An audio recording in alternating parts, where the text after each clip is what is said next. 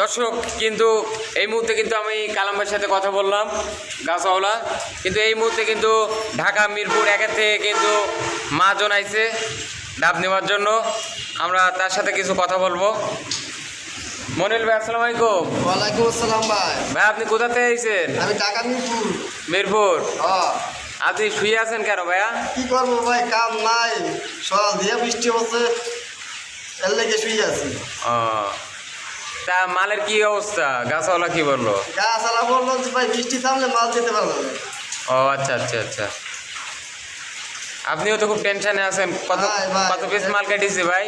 ভাই আজকে মাল অল্প কিছু হয়েছে, মাল লাগবে 2000। হ্যাঁ, মাল 1000 স্টকে আছে। 1000 স্টকে আছে। 2000 না হলে একটা গাড়ি দিতে পারছি না। না দিলে তো মালটা নষ্ট হয়ে যাবে, দাগ হয়ে যাবে। দেখ, রেটে মাল কেনা তো। ও আচ্ছা আচ্ছা আচ্ছা, এখন কি অবস্থা? কারণ বর্ষার কারণে কিন্তু তারা কিন্তু ডাব কাটতে পারছে না।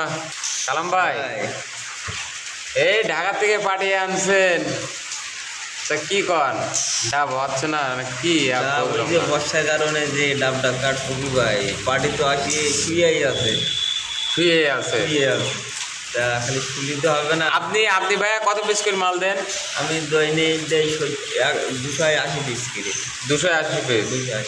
ভালো দেন তো, সবাই ছাড়া তো ভালো দেন। হ্যাঁ। তা প্রিয় দর্শক মণ্ডলী, সবাই ভালো থাকবেন, সুস্থ থাকবেন, সকলের জন্য দোয়া রাখবেন। আল্লাহ হাফেজ।